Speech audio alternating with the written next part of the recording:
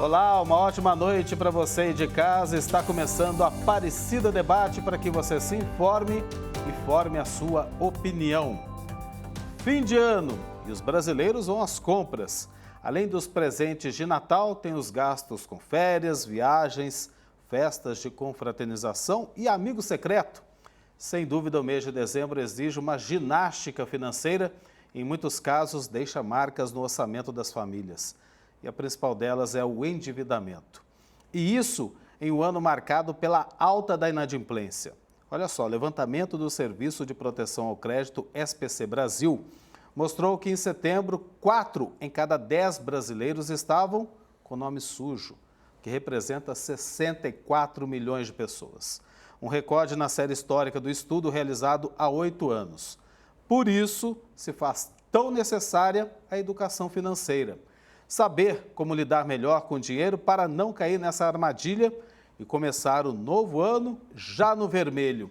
E esse é o tema do Aparecida Debate de hoje. Os nossos convidados para o programa desta noite são, aqui em nossos estúdios, o Felipe Rosa, educador financeiro e fundador da Consciência Educacional, escola de educação financeira com aulas ao vivo em todo o Brasil, também é MBA em gestão empresarial, especialista em investimentos.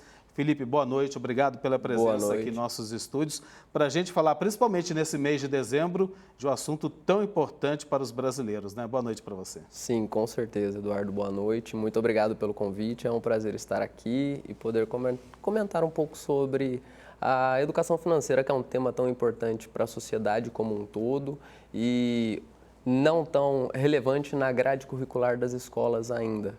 E que precisa, a gente vai falar no programa de hoje, ser incluído quanto antes, né? Com certeza. Também pela internet vai aparecer aqui para mim, no Aparecido Debate participando, Rodrigo Cohen, analista, professor e cofundador da Escola de Investimentos, empresa de educação financeira, atua como CEO de 3 empresas e foi apresentador de um programa no YouTube, eleito o trader mais influente do Brasil em 2021. Rodrigo, boa noite para você, bem-vindo aqui à TV Aparecida, muito obrigado por ter aceitado o nosso convite. Boa noite, Eduardo, boa noite, Felipe, boa noite a todos, estamos juntos aqui e vamos começar, vamos para cima. Vamos lá, tem muita coisa para a gente conversar, mas antes de iniciar o nosso debate, vamos conhecer aí uma família que leva a sério a educação financeira e coloca todos os gastos na ponta do lápis. A reportagem é do Eduardo Góes. Administrar as contas de uma casa nem sempre é fácil. Tem conta de água, de luz, de internet, TV por assinatura, despesas com supermercado, escola de filho. Aqui na casa do Erivaldo e da Silvia, quem comanda as contas é a Silvia, mas a participação é de toda a família. Eles vão compartilhar conosco como é a experiência deles para não se perder nas contas durante o mês. Aqui é assim. Tudo na ponta do lápis. Não tem planilha, mas tem caderno. A Silvia não deixa passar nada e o Erivelto colabora com o levantamento das contas. O dinheiro não é individual, é do casal e as despesas também. É uma soma, né, do dinheiro que a gente tem, é uma soma conjunta nós dois e, como sempre, sou eu mesmo que vou vendo o que vai ter que pagar, o que vai ter... As coisas que vêm em débito, tem muitas coisas que já são débitos. Ficando centralizado nela, a gente tem tido melhor resultado e tem dado retorno, sim, no sentido de ter mais tranquilidade. Aquela coisa de empatar com o cartão, daqui a pouco nós vamos estar lá na frente, o cartão que vai correr atrás, a gente vai deixar de ter essa dependência. Porque daí você vê, eu comecei, Breno, mas é tudo isso que está pagando? É, mãe, não, vamos fazer por nossa conta. Ele falou, mãe, deixa que eu converso com meu pai depois. Depois nós conversamos com ele e mostramos para ele. Gente, é muita coisa. Se você colocar no ano isso, gente, é muita coisa. É aí que tá, que a gente enxerga o ganho. Se tá colocar vendo? numa planilha e olhar para frente quanto que seria, é impressionante. É uma questão de cultura, de aprender. Mas antes de aprender a lidar com as contas, a Silvia sofreu com o próprio comportamento. Eu falo que agora eu sou ex-gastadora, porque sempre fui de gastar muito. Sempre gostei de trocar muita coisa em casa, tudo, muita coisa. E sair na rua e ir comprando, aquela, sabe assim, aquela compulsão de comprar. Comprar, chegar e guardar e não usar. Então eu sempre fui assim, isso é coisas que já vem de 30 anos, gastar. Agora, com a pandemia, eu vi que as coisas começou a ficar um pouco mais difícil. E aí eu comecei a pensar e falei, não, agora acho que está na hora de dar uma parada. Essa parada, ela se faz necessária para muitas famílias no Brasil. Segundo dados da Confederação Nacional do Comércio de Bens, Serviços e Turismo, CNC, 80% das famílias brasileiras estão endividadas e 30% inadimplentes. Para se ter uma ideia, no mês de setembro deste ano, foi a primeira vez que o número de famílias chegou à casa dos 30%. Era assim, a gente recebia o ordenado, pagava a fatura e o resto do mês cartão. E com essas experiências passadas, a gente começou a enxergar também, por conta da pandemia, o que é muito essencial, o que é indispensável. Conseguimos fazer um reaprendizado nas nossas despesas. Então, a gente está começando a deixar de correr atrás, a gente está quase emparelhando, no sentido de um dia que o cartão ainda é vendaval, a gente gasta muito fácil, é muito... a tentação do uso do cartão, a facilidade do uso do cartão, ele às vezes compromete. A gente está aprendendo a controlar, a reconhecer. Quando chega a compulsão, a gente já reconhece e tem a possibilidade de brecar essa vontade de consumir, não é? E é muito importante mesmo essa questão de olhar para o futuro no sentido de ter uma reserva. A gente sabe que cada família tem a sua realidade. Mas você que nos assiste agora, o que tem feito para melhorar o seu orçamento e a sua economia doméstica? Fica aí o questionamento. Valeu, Du, é isso que a gente vai estar conversando a partir de agora aqui no Aparecida Debate, mas antes, pegando esse exemplo dessa família da reportagem do Eduardo Góes, a gente viu a briga do Erivaldo com o cartão de crédito, né? Parece que está disputando com ele uma queda de braço, né? O cartão de crédito, começo pelo Felipe e depois já vou para o Rodrigo também. É o vilão? É o responsável por esse alto endividamento do brasileiro? O cartão de crédito ele pode representar o vilão dependendo do caso, depende de como a família entende o cartão. A renda da família deve ser computada em uma planilha de orçamento como sendo, de fato, a receita advinda do trabalho.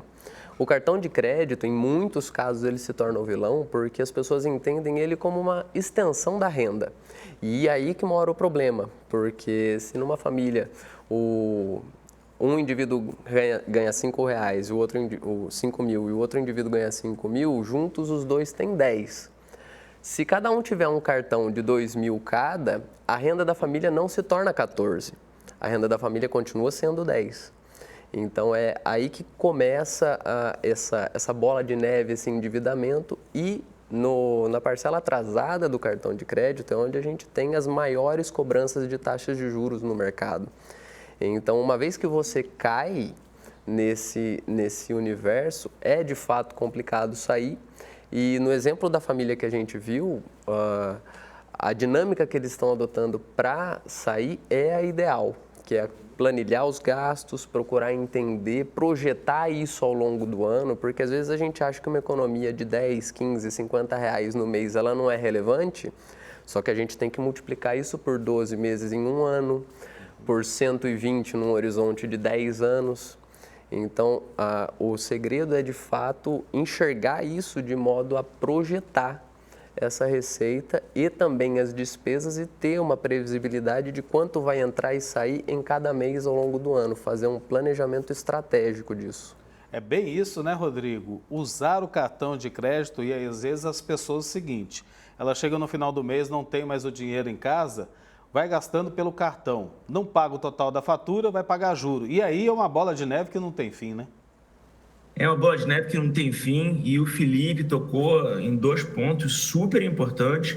Né? Primeiro ponto, falando do cartão de crédito, acaba sendo uma extensão mesmo. A gente acha que pode gastar lá porque o cartão a gente não vê o dinheiro sair. Então, psicologicamente, para a gente é como se não tivesse saindo dinheiro da nossa carteira, a gente não tivesse preenchendo o cheque, apesar que cheque é uma coisa mais antiga, quase não tem mais, né? Então, a gente como se a gente estivesse trocando, né, uma dívida por uma coisa que a gente não está vendo, só que a gente vê depois quando a conta chega para a gente. E se a gente não se planejou, se a gente não tem, né, o dinheiro para poder pagar, aí começa essa bola de neve, como você muito bem falou. Agora, em relação ao cartão de crédito, as pessoas vão culpar Será que a culpa é do cartão de crédito? Não, a culpa não é do cartão de crédito. O cartão de crédito é só uma consequência.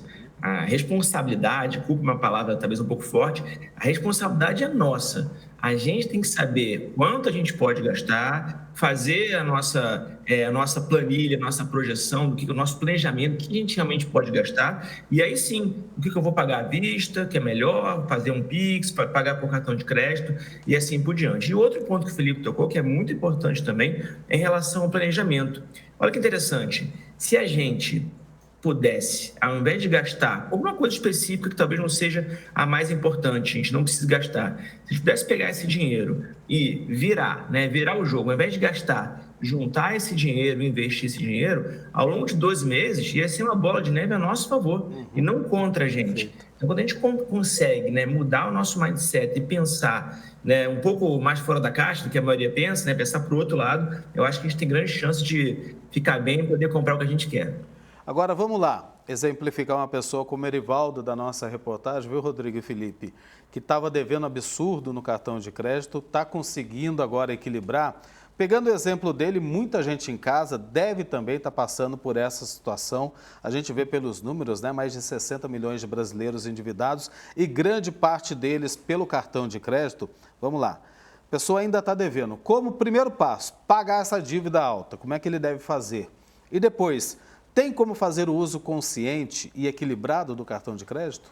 Eu passo para você e depois eu quero ouvir o Rodrigo também. Vamos. Perfeito, existe essa fórmula mágica e tanto para a questão de quem está endividado, quanto para a questão de quem já se livrou da dívida e quer começar a acumular capital para poder investir, a receita é fazer o orçamento.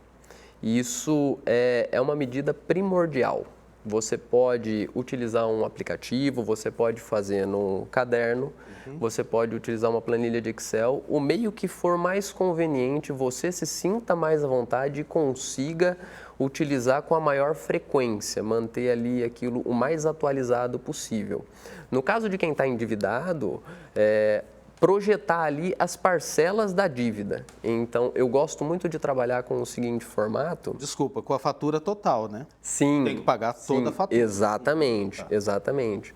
E eu gosto muito de trabalhar com o formato de enxergar os itens em uma coluna e nas próximas colunas os meses, janeiro, fevereiro, março, abril, etc., e já projetar lá, por exemplo, fiz um parcelamento em janeiro em 8 vezes, então eu já coloco as parcelas de janeiro até agosto em valores negativos ali na planilha para saber que nos próximos meses eu vou ter um desembolso decorrente daquilo. No caso da dívida, o ideal é que você procure o órgão para o qual você está devendo, procure negociar aquela dívida, parcelar aquele pagamento para que seja cessada essa bola de neve negativa dos juros e coloque isso de fato dentro da sua responsabilidade fiscal, dentro da sua responsabilidade de custos ali e não ultrapasse o limite de gastos ao mês para que essa dívida possa ser honrada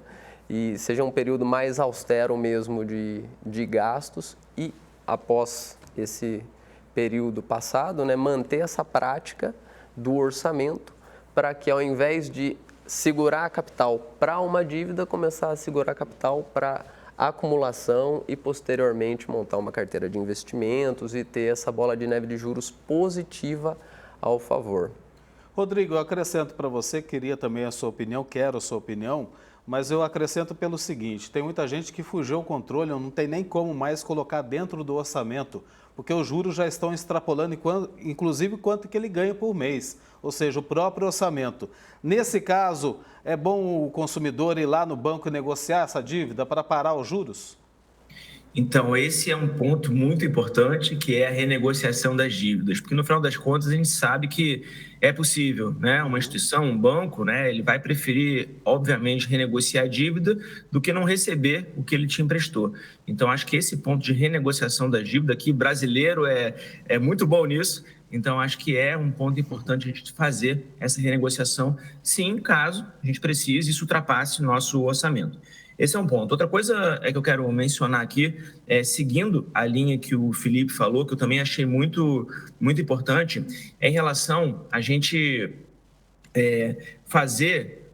a gente tem o nosso orçamento, né? É em relação a gente poder preparar o nosso orçamento, ver o que a gente vai gastar, o que a gente vai precisar gastar, o que a gente pode, naquele momento, economizar, porque a gente pode ter dívidas depois, né? A gente pode ter algum momento que a gente vai precisar ter algum gasto que a gente não esperava, né? Um gasto inesperado. Então é importante que a gente faça o nosso orçamento sempre deixando uma gordura.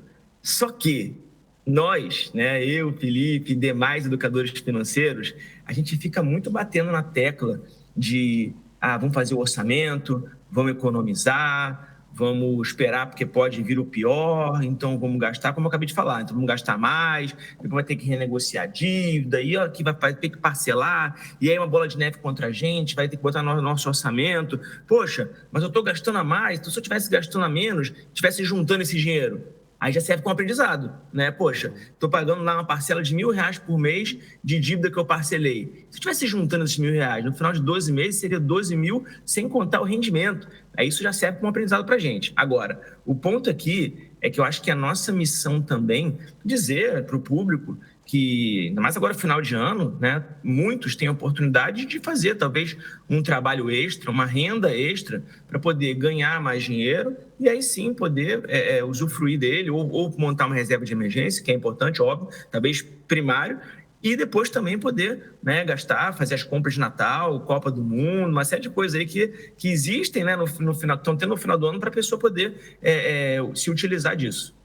Então é isso aí, olha só, para você que está pensando agora, mês de dezembro, vai às compras, a gente está vivendo aí a Copa do Mundo toda, essa euforia do futebol que acontece sempre de 4 em 4 anos, excepcionalmente este ano em dezembro, novembro e dezembro, né, colando com o Natal. Então daí, saiu da Copa, já vai para as compras de Natal, tem viagens de férias, tem as festas de confraternização, aí tem que comprar aquele presente para dar de amigo secreto, ou seja, às vezes tudo isso não vai caber no seu bolso e daí vai usar o cartão de crédito e aí começa todo esse problema. Então aqui a gente está para te aconselhar a começar uma nova vida e que esse fim de ano seja uma oportunidade para isso. A gente vai continuar conversando muito sobre esse assunto e principalmente é o nosso propósito hoje falar sobre educação financeira, como lidar melhor com o nosso próprio dinheiro e fazer o quê?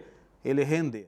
Começando aqui o segundo bloco e a gente, passo a passo, a gente quer contribuir para você que está pensando em gastar bastante, vamos com calma, tá? Porque os dois aqui estão também para te orientar. A gente falou muito do cartão de crédito.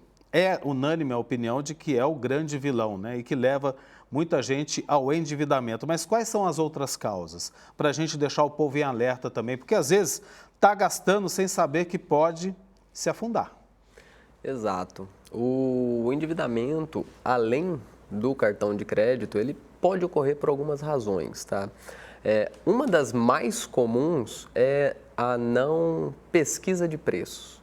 Então você está à procura de um determinado bem, de um determinado serviço, você já fecha a compra, a aquisição na primeira oportunidade que você encontra no mercado.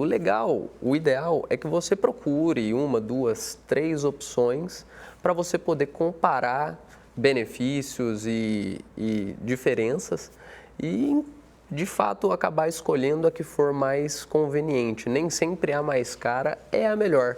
Então, essa procura, essa cotação, ela deve ser realizada e, inclusive, entre supermercados, você comparar preços de produtos entre supermercados, enfim, essas medidas, elas são muito eficientes para o orçamento doméstico como um todo, quando a gente observa numa janela mais ampla de prazo. Rodrigo, é como se diz há muito tempo, né? Gastar a sola do sapato para a gente poder economizar, né? Isso é fundamental. É verdade, se bem que hoje em dia já tem internet. Pois é, agora é o dedo, né? Boa, Rodrigo. Agora é o dedo, né? Exatamente. Você usa o dedo. Tem tantos comparadores de preço hoje em dia, né? Que a gente pode comparar no site e ver o que é melhor, né? E o que a gente pode aproveitar. Além disso, né, alguns pontos também que eu acho importantes, a gente tem descontos em muitos sites para pagamento à vista. Em alguns sites você pode pagar em cartão parcelado em 10 vezes, por exemplo, por um preço. E se vai pagar no Pix, por exemplo, você tem um desconto de 5, 6, 7, 10%. Uau! Desconto de 10% é muito alto. As pessoas às vezes não têm essa noção, é um desconto muito alto. Então, a gente tem essas alternativas. E aí, se você faz o planejamento, você sabe o que você pode gastar, né? Com quanto dinheiro você pode contar, eu acho que você tem chance de ter um lucro, né, na sua compra. Você que está gastando, mas, na verdade, você conseguiu fazer uma operação, uma compra, que no final das contas foi boa para você. Além de que a gente é muito movido por impulso. Então, às vezes, né, é bom a gente falar, cara, será que realmente eu preciso daquilo? Será que realmente isso é uma coisa que vai me trazer benefício? Ou que eu estou comprando agora, né, que eu aprendi quando eu era mais jovem, isso faz todo sentido. Vê, Felipe, o que você acha? Ó, a gente tem aqui, estou pagando uma coisa em 10 vezes. Aí, quando eu estou no 5º mês pagando, falta ainda mais 5 meses, eu nem lembro mais daquilo que eu comprei. E eu não estou pagando aquilo. Então, é importante que a gente saiba, né, que aquilo, se é uma coisa importante, se eu vou realmente usar tanto tempo a ponto de valer a pena, então aí é uma bola de neve. Acaba indo contra a gente e contra o nosso psicológico também e atrapalha, no final das contas, né, as nossas contas. Também concordo com você que o psicológico nesse momento conta muito, né? Porque às vezes é um preço exorbitante, não cabe no bolso, mas divide em 12, não, até que é baratinho. Aí que está a armadilha, né? Sim. Exatamente. Desculpa, Felipe, pode falar. Não, tranquilo, Rodrigo. E todo o ambiente que a gente vive hoje, tecnológico, toda essa facilidade que existe para a gente comprar. Então, você vai em sites de compra, você deixa salvo os seus dados de cartão. Você não tem nem o trabalho de preencher os dados para realizar uma nova compra. Então, essa questão do benefício do produto, como o Rodrigo muito bem colocou, ela às vezes acaba se perdendo, né? Então, a gente acaba, de fato, sendo levado pelo impulso que a própria estratégia de venda dessas empresas já nos leva, né? Então, por isso é legal a gente procurar conhecer os nossos hábitos de consumo e saber quais triggers, né? Quais gatilhos mentais levam a gente a fazer uma compra ou não. Existem alguns, e aí eu já revelo o meu. Eu sou extremamente competitivo, então quando eu vejo aquelas propagandas, faltam 5 peças. São 3 peças, é a última peça. Isso é algo que tende a me pegar. Então, eu já reconheci, tomo bastante cuidado, mas é legal dar uma pesquisada, conhecer um pouco mais, porque muitas compras são feitas por impulso, nesse disparo de gatilho mental. É como o Rodrigo estava falando, né? Não é pela necessidade, é pelo impulso mesmo. Sim. E aí acaba se gastando algo que não tem tanta importância para dentro de casa, né? Para a família como um todo. Agora eu pergunto para você, Rodrigo, também quero a opinião do Felipe logo em seguida. Qual que é o momento de parar? Opa, aqui eu estourei, tá perigoso a partir de agora, né? Porque a gente sabe que isso compromete até relações dentro de casa, né? A gente viu a família agora há pouco na reportagem, né? Que os dois se uniram. E eu aproveito para você perguntar o seguinte: não é a primeira vez que eu vejo, não, que a mulher assume as contas de casa. É o melhor caminho também nesse sentido? Uau, ótima pergunta. Vou só abrir um parênteses aqui.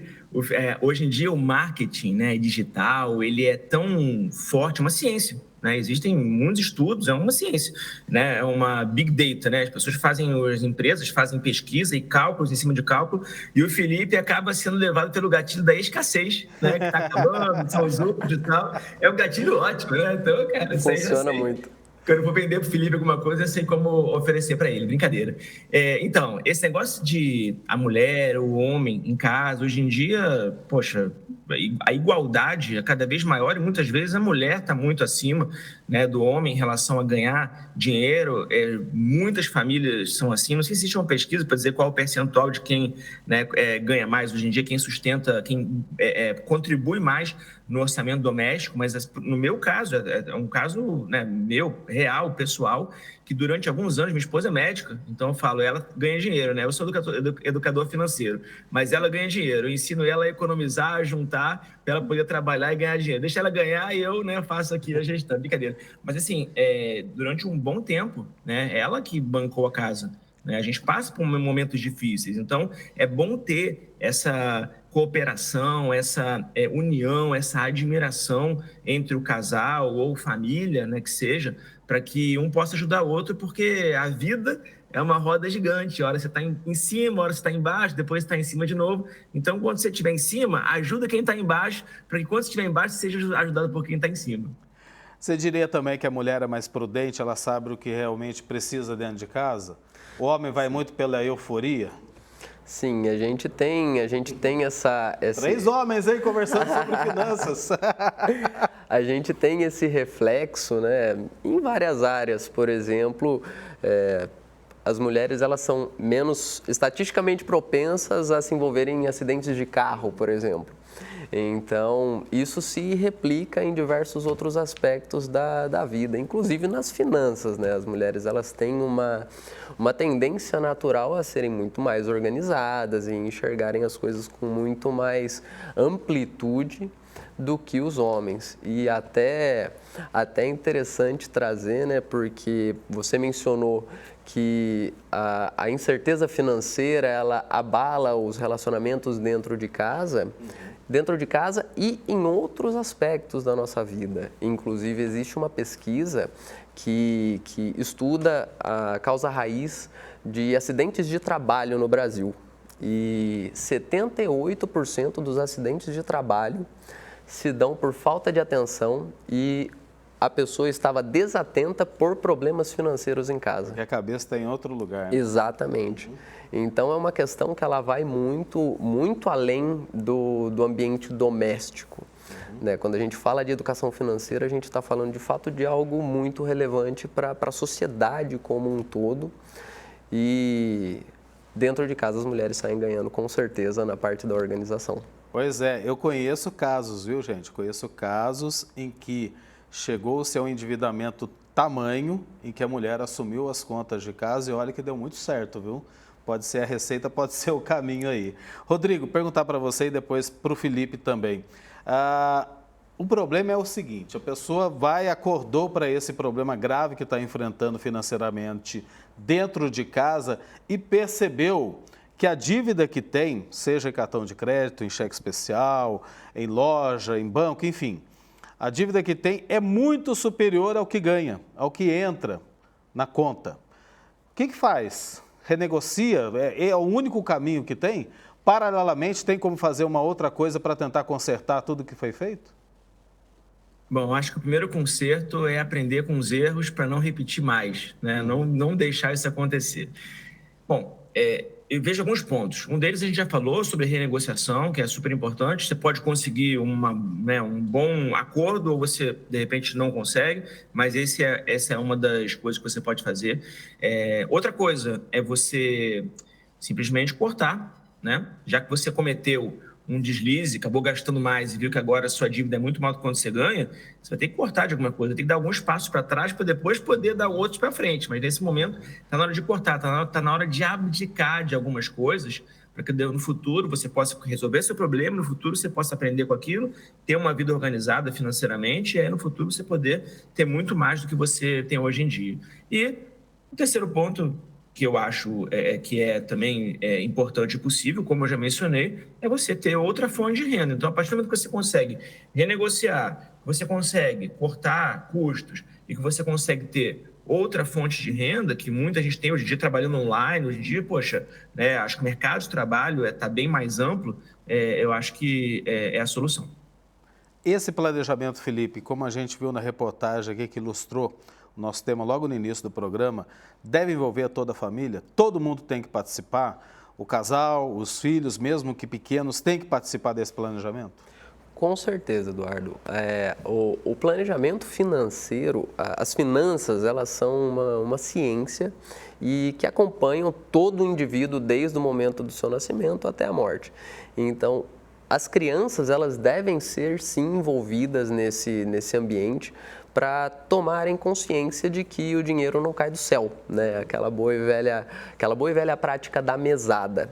Ela deve ser praticada, deve ser incentivada a partir de 6, 7 anos de idade, que é quando o indivíduo ele começa a tomar conta tomar ciência do mundo ao seu redor, né? E entende que o universo não é somente a casa, os pais, ele começa a conhecer mais amiguinhos, etc. Então, é uma excelente fase para se estipular a prática da mesada. É muito importante nessa fase a criança entender, por exemplo, eu quero comprar alguma coisa, vai lá na lojinha e vê que custa R$50. Se a minha mesada são R$10, eu vou demorar 5 meses para juntar o dinheiro e poder adquirir esse bem. Então, ganhar essa noção de preferência temporal é o nome técnico. Isso aí é fundamental e o momento, por mais crítico que seja, de renegociação de dívida, organização das contas domésticas e tudo mais, ele pode sim ser um ambiente muito frutífero para o início dessa prática e esse desbalanceamento não se propagar para a próxima geração da família. Interessante, né, Rodrigo, que o Felipe está falando sobre essa questão da mesada que é tão polêmica, né? Tenho um filho em casa, se ele estiver assistindo o programa agora, mês que vem eu já vou ter que pagar a mesada, mas tá bom. Mas é uma maneira também da criança aprender a lidar com o dinheiro desde cedo, né? É isso que você tem, saiba gastar. É isso aí, olha só, eu tenho 2 filhos, um de 14, vai fazer 15 daqui a pouco, um de 12, vai fazer 13 daqui a pouco. Eu dou mesada para os 2, eu promovo a independência dos 2 para poder decidir. E é engraçado, é importante, na verdade, a gente saber, né, nós pais ou mães, a gente saber que cada filho tem uma personalidade diferente, cada filho tem uma forma de agir diferente. E os meus 2 filhos, o mais velho, ele é um pouco mais agressivo com o investimento, porque eles também investem. E o mais novo, ele é muito conservador. E o mais novo junta dinheiro, o mais velho gasta mais dinheiro. Então, o mais novo tem lá um cofrinho que ele fez, está juntando mês a mês a mesada dele, aí teve figurinha, né? Ele comprou e por aí vai. Então, assim, é legal a gente ver como cada um vai tomando, né, os seus caminhos, a gente poder ajudar eles também e direcionar usando nossa experiência. Agora eu volto naquilo que você falou logo no início do programa, e daí vale para os 2 também a pergunta, de que a educação financeira tem que sim ser incluída, né, no currículo das crianças. Desde as primeiras séries lá do ensino fundamental, meu filho ele está no 7º ano, já tem entre as disciplinas a questão da educação financeira também. Então é importante, né? Também para a escola. Com certeza, meu filho está no 7º e o outro está no 9º. O do 7º e o do 9º já tiveram também como matéria eletiva na escola de educação financeira. Os 2 fizeram, acharam que era importante, mas nem sempre, né, as pessoas, as crianças, os jovens dão valor a isso porque querem fazer outra coisa, mas mal sabem eles que no futuro vão ser cobrados por isso e tem que estar preparado desde cedo. Com certeza. A gente tem até dados interessantes, né, que no Brasil isso é muito recente. A inclusão da educação financeira, mesmo como matéria eletiva nas grades curriculares, é muito recente e ainda um pouco restrita a alguns colégios específicos. Agora, quando a gente pega, por exemplo, os países nórdicos, a Noruega, por exemplo, se a gente for comparar o PIB do Brasil, a Noruega é um país onde as crianças elas têm educação financeira na base, elas entram na escola com 2, 3 anos e já têm atividades lúdicas ali que vão trabalhar a questão da preferência temporal e outros aspectos. Se a gente pegar o PIB do Brasil, o Produto Interno Bruto do Brasil, em número absoluto, ele é muito superior ao da Noruega. Mas se a gente pegar o per capita, ou seja, o quanto cada cabeça produtiva produz, a Noruega ela é infinitamente mais produtiva que o Brasil e muito por conta da educação financeira, da capacidade do povo entender as finanças, evitar endividamento. Se você evita o seu endividamento, você tem capacidade de consumir com maior consciência, gerar melhor a economia do país. Então, você tem ali muitos aspectos que tornam a vida muito mais tranquila, muito mais previsível, muito mais frutífera como um todo. E aí eu repito, por experiência própria, tem que ser compartilhado isso, escola e dentro de casa. A escola ensina, mas a gente também, como pais, a gente tem uma grande responsabilidade no ensinamento dos filhos. Aparecido Debate faz mais uma pausa, daqui a pouco o último bloco. E olha só, a gente vai falar sobre educação financeira. E para você que está com as contas organizadas, como fazer o seu dinheiro render? Para o tema do nosso programa, o que é educação financeira? Felipe.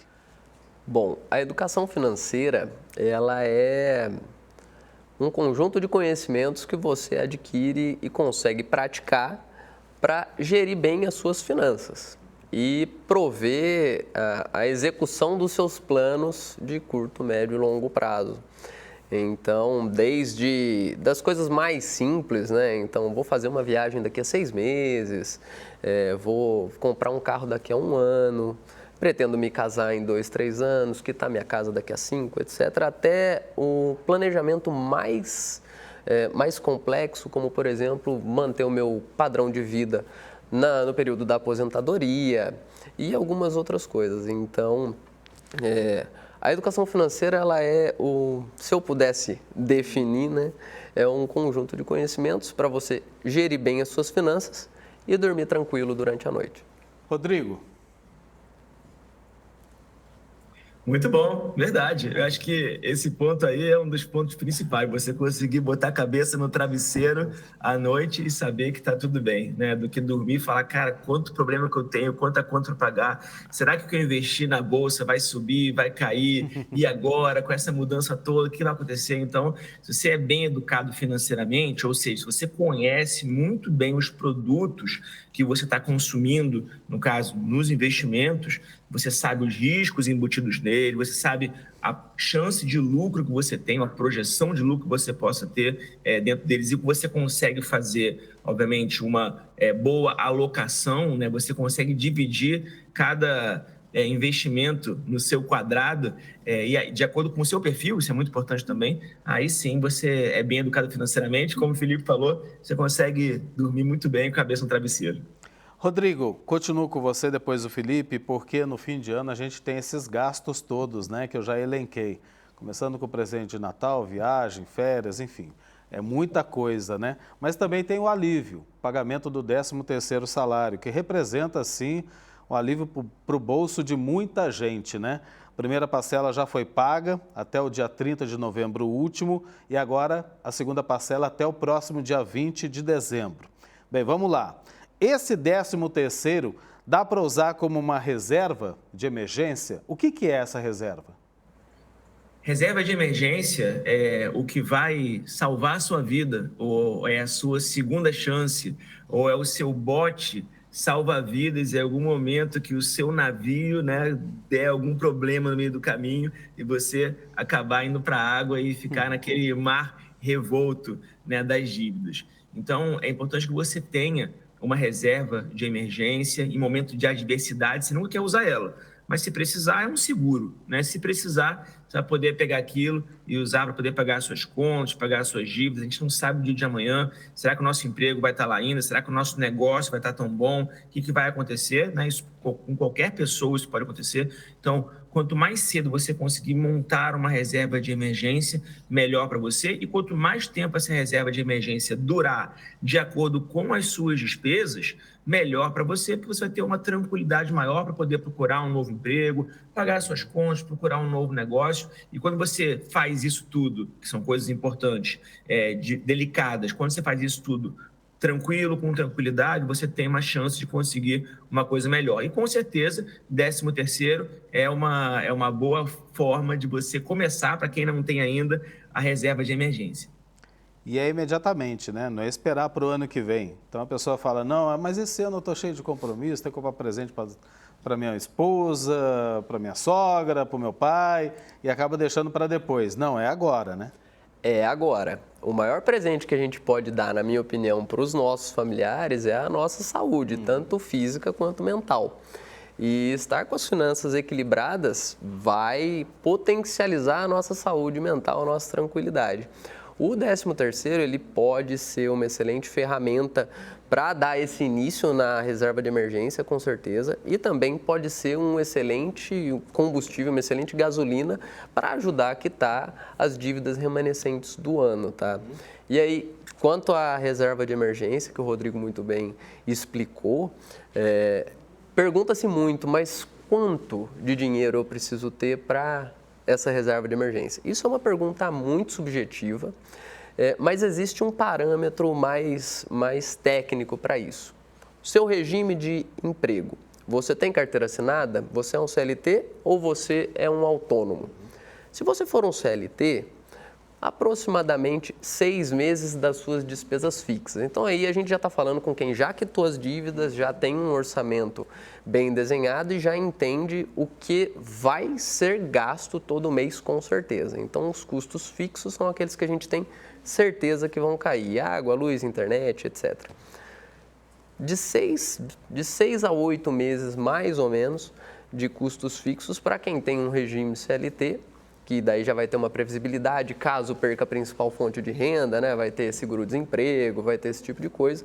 Se você for um autônomo e a sua fonte de renda secar, você não vai ter seguro-desemprego, você não vai ter FGTS, essas coisas.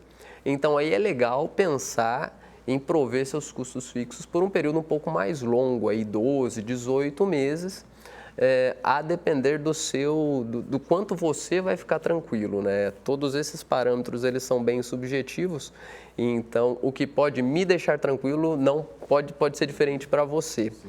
Então é muito importante essa questão do autoconhecimento para poder pegar, dormir tranquilo e ficar sossegado no fim das contas.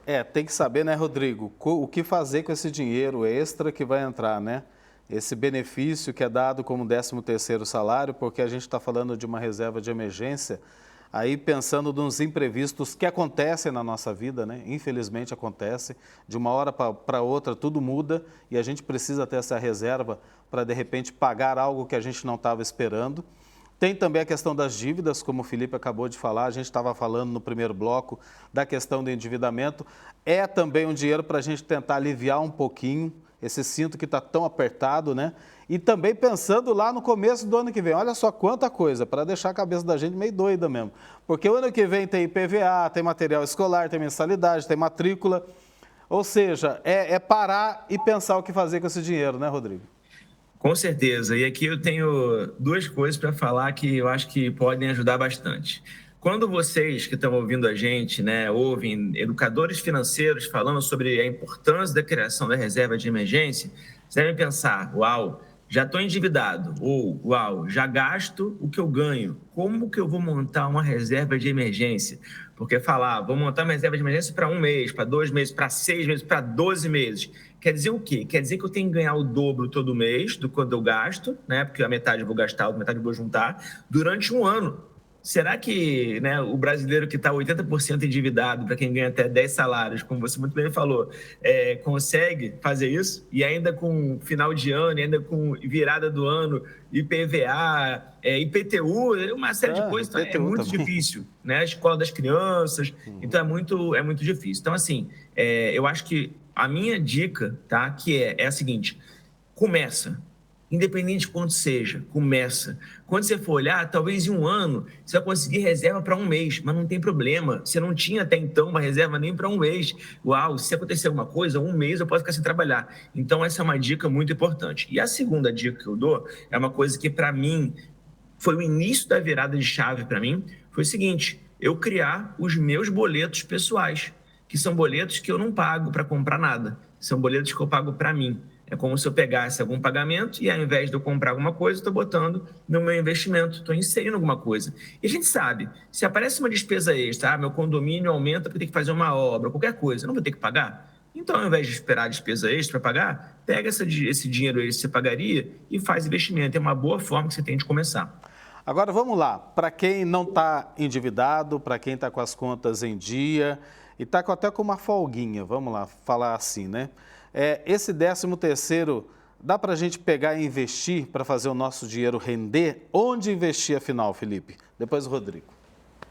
Com certeza dá para a gente investir. Hoje no Brasil a gente tem uma situação muito favorável para ambos os lados, tanto para a pessoa que é um pouco mais tradicional e prefere uma renda fixa, quanto para a pessoa que já é um pouco mais arrojada, gosta mais de bolsa.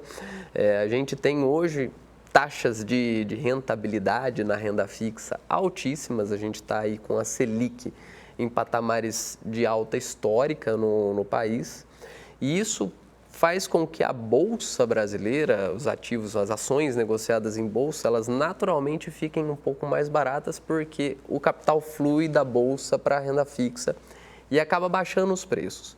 Então a gente vive um momento ímpar hoje, tanto para quem quer travar o dinheiro em taxas, vamos dizer assim, mais seguras, com previsibilidade em renda fixa, quanto para quem quer correr um pouco mais de risco ali e investir em bolsa.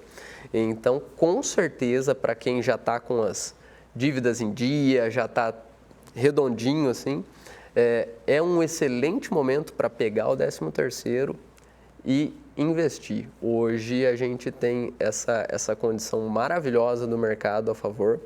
Muita gente se assusta com trocas governamentais, com mudanças de legislação, etc. Mas isso é de curto prazo. Quando a gente olha num horizonte de 10, 20, 30, 40 anos, aproveitar esse momento que a gente tem hoje pode fazer muita diferença. Inclusive, né, quero aproveitar o Rodrigo também, tem aquelas pessoas que não conhecem muito bem como é que funciona o mercado de ações, renda fixa, como dar segurança, porque tem aqueles que são precavidos, né? Mas eu vou colocar meu dinheiro, será que vai dar certo? Eu vou perder tudo. Qual o conselho que você dá para essas pessoas, Rodrigo, para fazer o dinheiro render? Primeiro que investir é muito bom. Investir é muito bom. E como o Felipe falou, investimento é para longo prazo. Reserva de emergência é para curto prazo, se precisar, espero que não. E investimento é para longo prazo. Então, quando você investe, você não tem que ficar olhando a todo momento o que está acontecendo, a menos que você seja um investidor, um trader, né? Investidor de curtíssimo prazo. Caso contrário, você investe, vai investindo.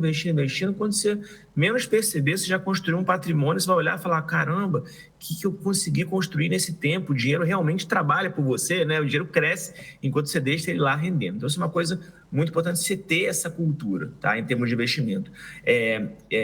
Para que você não tenha receio de investir, para quem está começando, eu acho que o primeiro passo é você se conhecer, porque você tem que saber qual é o seu perfil.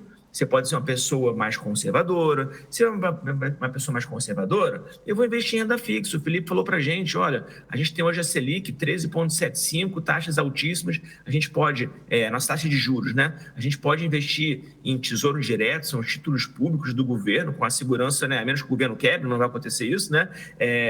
Segurança altíssima para longo prazo. Você pode investir em fundos de investimento também de renda fixa, que você não tem risco, os investimentos, né, eles vão crescendo devagarzinho de acordo com a nossa taxa de juros, que está bem alta hoje. Você pode investir em bolsa de valores e montar uma carteira de ações, uma carteira de dividendos para você receber sempre o lucro das empresas na sua conta. Meu sogro adora, ele recebe dividendos e fala, acabei de receber hoje esse mês dividendos, recebi não sei quantos reais, meu sogro ama isso. Você pode investir em fundos imobiliários, que é uma oportunidade que você tem de comprar pequenas cotas de imóveis e você recebe o aluguel desses imóveis. Então, você tem hoje um leque, uma diversidade de opções e hoje a gente está aí aberto, o momento é muito bom.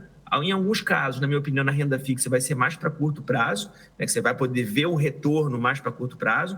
E na Bolsa de Valores ou fundos imobiliários, você vai conseguir ver daqui a pouquinho, quando, né, o Brasil estiver um pouco mais estável, você vai conseguir ver, o mundo, na verdade, você vai conseguir ver as bolsas subirem, como sempre subiram, desde que o mundo é mundo, e você vai poder ter um bom retorno sobre os investimentos. Então, acho que essa é uma visão interessante, a gente saber o leque. Você sendo investidor conservador, você vai fazer uma coisa, moderado, você vai fazer um investimento um pouco mais moderado, e arrojado, agressivo, investimento um pouco mais de longo prazo, mais volátil, né, na Bolsa de Valores ou em coisas assim. Portanto, está aí a nossa contribuição para todo mundo que vai sair às compras, né? Já está se preparando aí no mês de dezembro, que está endividado, tem como, viu?